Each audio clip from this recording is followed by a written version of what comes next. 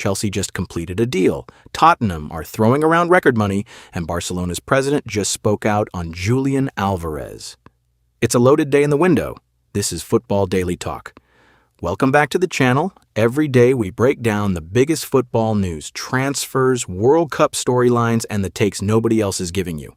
Let's get into today's headlines. First up, Tottenham. Spurs have agreed a deal with Brighton for young center back Luka Vuskovic, one of the most valuable under 21 defenders in Europe. And that's not all.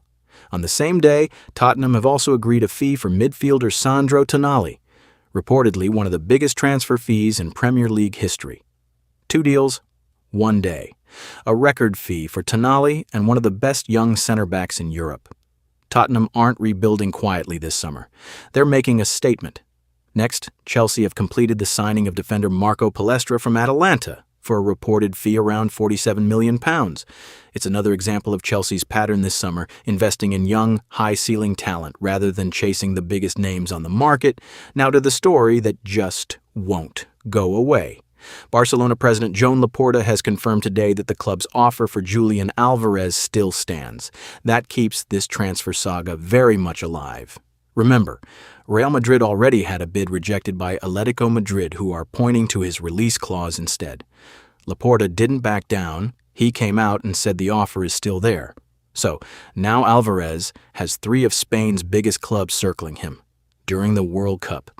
A few more quick hits before we wrap up. Liverpool are reportedly showing interest in USMNT winger Christian Pulisic. Grimaldo has completed his move to Atletico Madrid from Bayer Leverkusen, and Bayern Munich have signed World Cup goal scorer Ismail Saibari from PSV for a reported €50 million. That's everything moving in the window today. Which of these deals do you think will have the biggest impact next season? Drop it in the comments. If you want daily transfer updates before anyone else, hit subscribe and turn on notifications. Barcelona's president just came out today and confirmed their offer for Julian Alvarez still stands. 3 clubs are now fighting over him. Is that good for him or a disaster waiting to happen? Let's talk about it. Here's where things stand. Alvarez requested a move away from Atletico Madrid, saying a transfer is the best move for his future. Real Madrid's earlier €150 million bid was rejected by Atletico, who are pointing straight to his release clause. And today, Barcelona president Joan Laporta publicly confirmed their offer for Alvarez still stands too. That means 3 of Spain's biggest clubs are now openly in the picture. So the real question is, does having 3 elite clubs fighting over you during a World Cup help a player, or does it wreck his focus at the worst possible time? Let's start with why this could actually be smart. Going public, or at least letting this play out in the press, gives Alvarez leverage.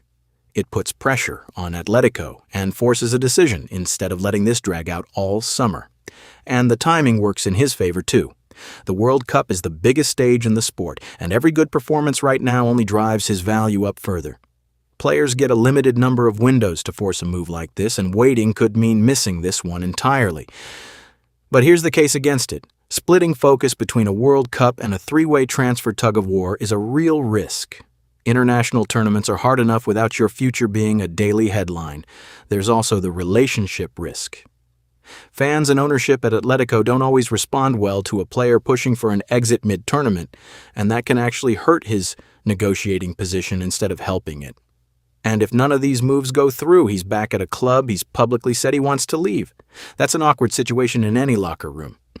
Let me know your verdict in the comments. Right move or wrong move? If you enjoy debates like this, subscribe because we're doing one every week. We're in the round of 16. Mexico just extended their unbeaten home record. And there's already a controversial call getting everyone talking. Here's what actually matters right now. Let's start in Mexico City. Mexico beat Ecuador at the Azteca, extending their famous unbeaten run on home soil at this tournament and booking their place in the round of 16. That home record at the Azteca is one of the great storylines of this World Cup, and it's giving Mexico real belief heading into the knockouts. Now to the controversy of the tournament so far. FIFA issued a clarification today on a crucial refereeing call that disallowed a Germany goal. It's the kind of decision that's dividing fans and pundits everywhere, and it's reigniting the whole conversation about VAR and officiating at this World Cup. Over in the England camp, there's an interesting angle developing. England's manager has suggested that some big-name exits from the tournament could actually work in England's favor as they head into the knockout rounds. It raises the question everyone asks every tournament: is this finally the year, or are we getting ahead of ourselves again? And of course, the transfer window hasn't stopped just because the World Cup is happening. It's like, if anything, it's colliding with it. Julian Alvarez is playing in this tournament while Atletico, Real Madrid, and Barcelona openly battle over his future. And USMNT's Christian Pulisic is drawing transfer interest from Liverpool while representing his country on the biggest stage. Worth watching whether all that off-field noise affects either of them once the knockout rounds get even more intense. That's what's shaping the round of 16 right now. Which storyline are you watching closest? Comment below, and if you want daily World Cup and transfer coverage, subscribe. New video every day until this tournament is over.